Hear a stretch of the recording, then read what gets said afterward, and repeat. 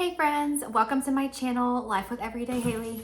My dog's coming to play. Hi buddy, you wanna come get on the video? Thank you for tuning in today. I have a big update from my saline sonogram and endometrial biopsy procedure. They found something.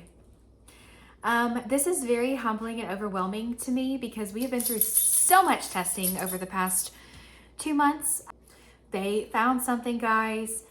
It's super humbling because we went through so much testing, and then like one of the last tests we did before we were going to start trying again, bam, we got some answers.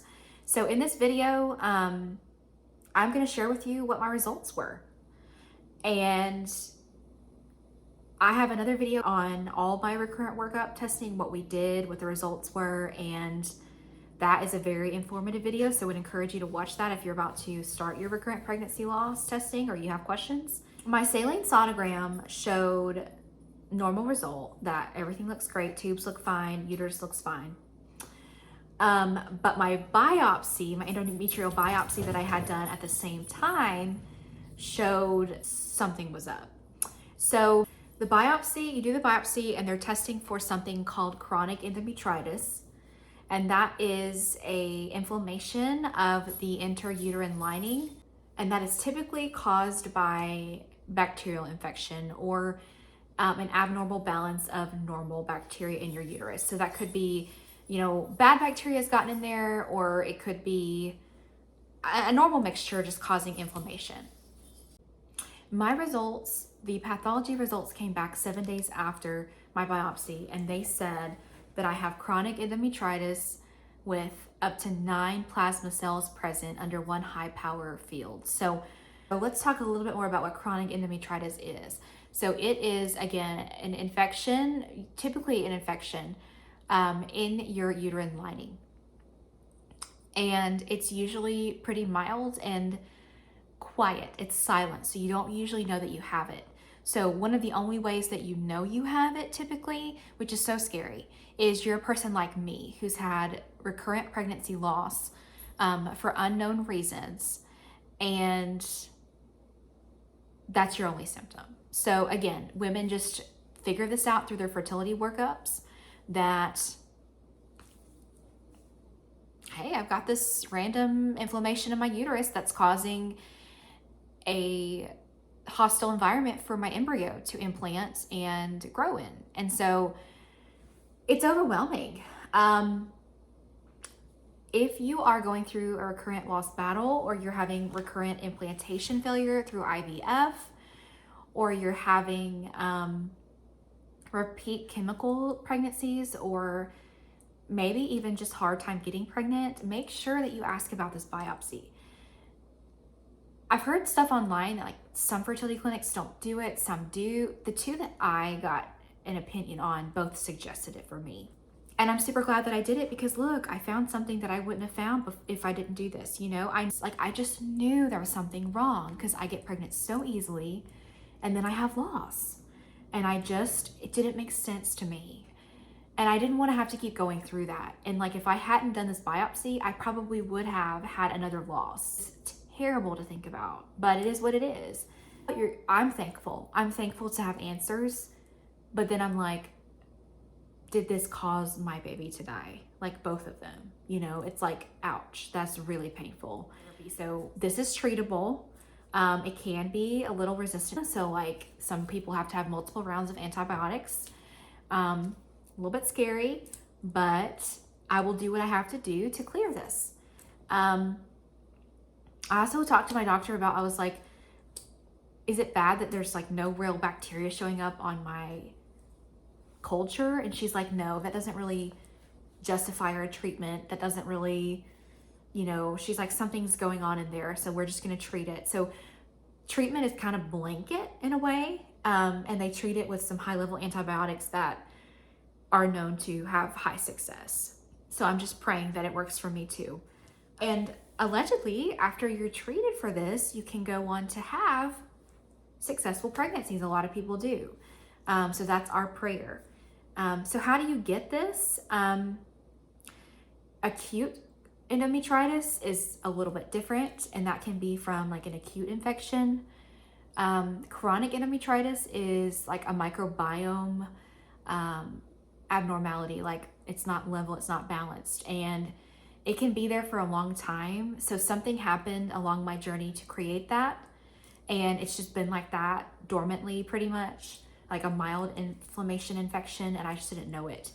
Again, unfortunately, women don't find it out until they're having recurrent pregnancy loss. So it needs to be included, in my opinion, in the workups, and it's so important. And I wish I knew more about it. Like, I've done a lot of research online, I've talked to the doctor, but like before this biopsy, I had no idea what this was. And so I just wonder how many women in that infertility bucket of unknown infertility or recurrent loss, unknown recurrent loss, might fit into this mold, but they don't know it. It's like crazy to think about. Okay, so let's talk now about my antibiotic therapy. So I am on, and this is rough. This is so rough. This is rough. My week hasn't been great for the first few days of treatment. So I've been on antibiotics for, on Wednesday, it'll be a week. So I'm almost halfway done, which is crazy. Time just flies. The first few days I was doing fine. And then about 4 days in, my stomach just went like, I hate you. So I'm having gastrointestinal issues. Just going to the bathroom a lot, and it's painful. But I'll do what I have to do to clear this infection. You know, like, we're getting this cleared.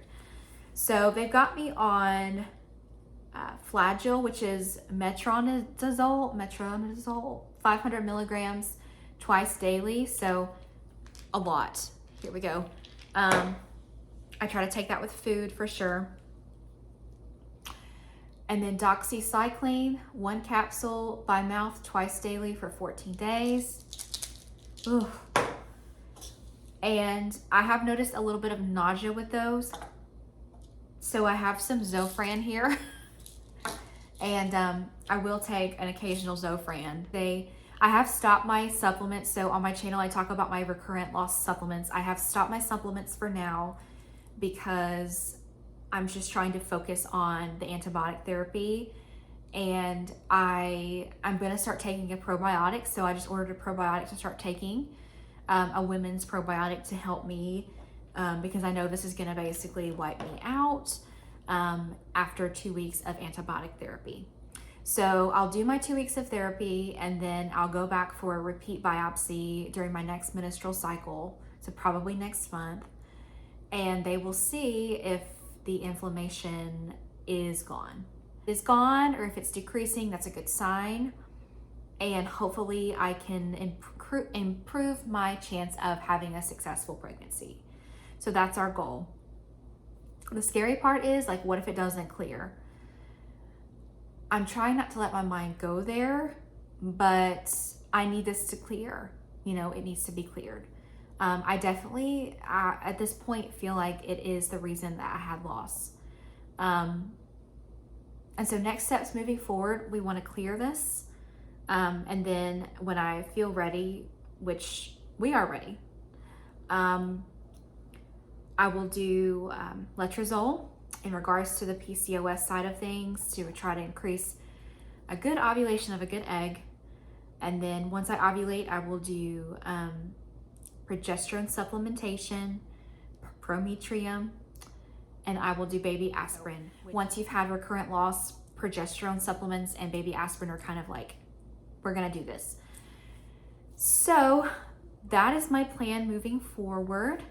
I'll definitely keep you updated on biopsying. Hopefully I can get this cleared and move forward. If not, I'll keep fighting this. Didn't expect this, didn't know what it was, but after all that testing positive and then this, we're like, what? It's crazy, guys. So anyways, thanks for watching. Thanks for following along. I'll keep you updated on next steps and upcoming procedures and how we move forward. So appreciate you guys. If you're in my boat or if you're starting your testing, just know it is overwhelming, but you'll get through it and hopefully you'll find answers. Thanks for watching, and if you have any questions, just comment below. Y'all have a very blessed day.